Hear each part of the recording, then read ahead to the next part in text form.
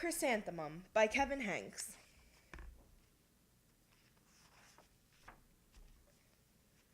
The day she was born was the happiest day in her parents' lives. "She's perfect," said her mother. "Absolutely," said her father, and she was. She was absolutely perfect. "Her name must be everything she is," said her mother. "Her name must be absolutely perfect," said her father. And it was Chrysanthemum. Her parents named her Chrysanthemum. Chrysanthemum grew and grew and grew. And when she was old enough to appreciate it, Chrysanthemum loved her name. She loved the way it sounded when her mother woke her up. She loved the way it sounded when her father called her for dinner. And she loved the way it sounded when she whispered it to herself in the bathroom mirror. Chrysanthemum, chrysanthemum, chrysanthemum. Chrysanthemum loved the way her name looked when it was written with ink on an envelope. She loved the way it looked when it was written with icing on her birthday cake. And she loved the way it looked when she wrote it herself with her fat orange crayon. Chrysanthemum, chrysanthemum, chrysanthemum.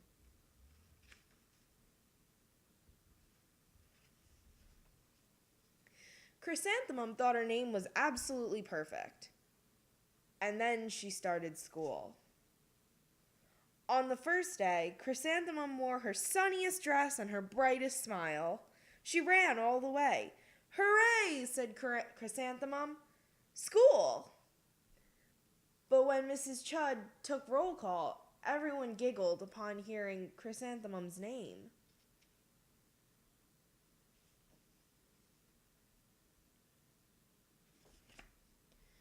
"It's so long," said Joe. "It scarcely fits your name tag," said Rita, pointing. "I'm named after my grandmother," said Victoria. "You're named after a flower." Chrysanthemum wilted. She did not think her name was absolutely perfect. She thought it was absolutely dreadful. The rest of the day was not much better. During nap time, Victoria raised her hand and informed Mrs. Chud that Chrysanthemum's name was spelt with 13 letters. "That's exactly half as many letters as there are in the entire alphabet," Victoria explained. "Thank you for sharing that with us, Victoria," said Mrs. Chud. "Now put your head down."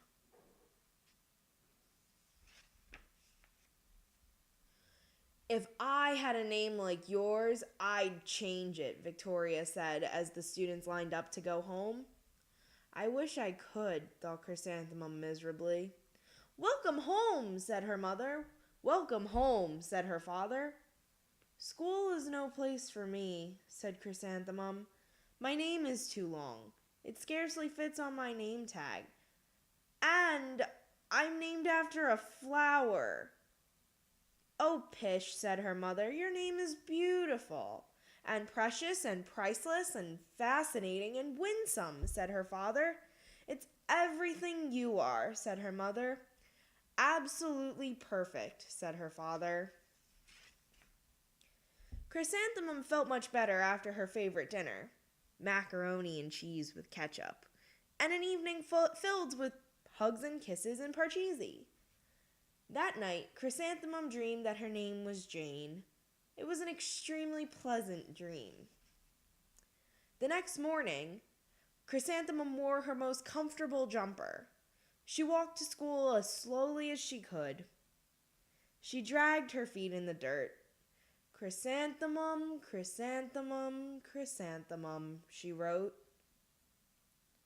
"She even looks like a flower," said Victoria as Chrysanthemum entered the playground. "Let's pick her," said Rita, pointing.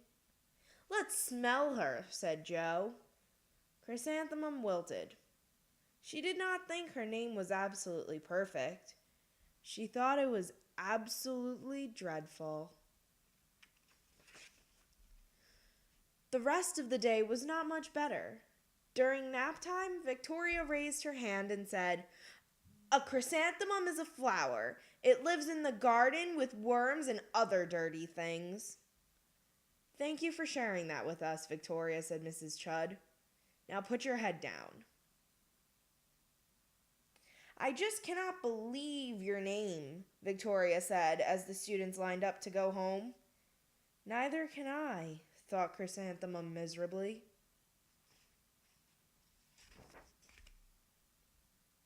Welcome home, said her mother. Welcome home, said her father. School is no place for me, said Chrysanthemum. They said I even look like a flower. They pretended to pick me and smell me. Oh, pish, said her mother. They're just jealous, and envious, and begrudging, and discontented, and jaundiced, said her father. Who wouldn't be jealous of a name like yours, said her mother. After all, it's absolutely perfect, said her father. Chrysanthemum felt a trifle better after her favorite dessert, chocolate cake with buttercream frosting, and another evening filled with hugs and kisses and parcheesi.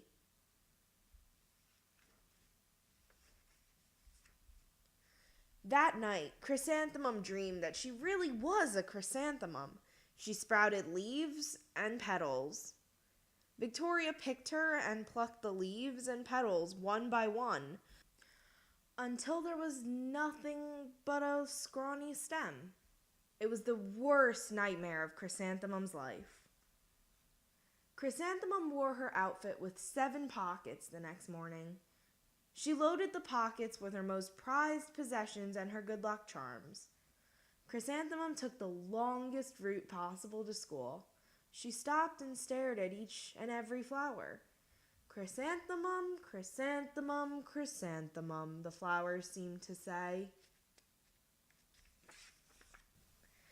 That morning, the students were introduced to Mrs. Twinkle, the music teacher.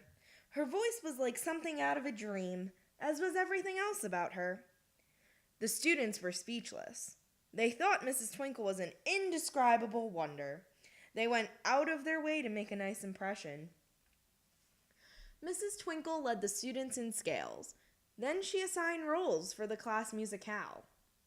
Victoria was chosen as the dainty fairy queen. Rita was chosen as the spiffy butterfly princess. Joe was chosen as the all-important pixie messenger. And Chrysanthemum was chosen as a daisy. Chrysanthemum's a daisy, chrysanthemum's a daisy, Joe, Rita, and Victoria chanted, thinking it was wildly funny. Chrysanthemum wilted. She did not think her name was absolutely perfect. She thought it was absolutely dreadful. What's so humorous? Asked Mrs. Twinkle.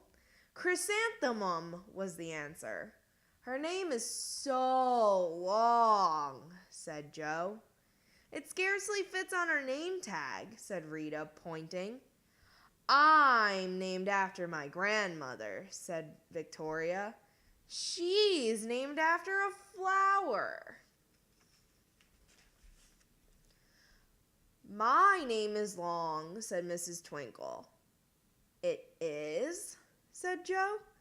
My name would scarcely fit on a name tag, said Mrs. Twinkle. It would, said Rita, pointing. And, said Mrs. Twinkle, I'm named after a flower, too. You are? Said Victoria. Yes, said Mrs. Twinkle. My name is Delphinium. Delphinium Twinkle. And if my baby is a girl, I'm considering Chrysanthemum as a name. I think it's absolutely perfect. Chrysanthemum could scarcely believe her ears. She blushed. She beamed. She bloomed. Chrysanthemum, chrysanthemum, chrysanthemum. Joe, Rita, and Victoria looked at Chrysanthemum longingly. Call me Marigold, said Joe. I'm Carnation, said Rita, pointing. My name is Lily of the Valley, said Victoria. Chrysanthemum did not think her name was absolutely perfect. She knew it.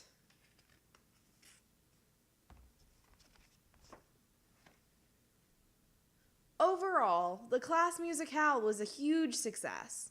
Chrysanthemum was absolutely perfect as a daisy. Victoria made only one mistake. She completely forgot her lines as the dainty fairy queen.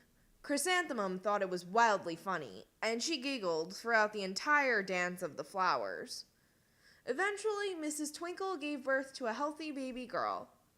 And, of course, she named her Chrysanthemum.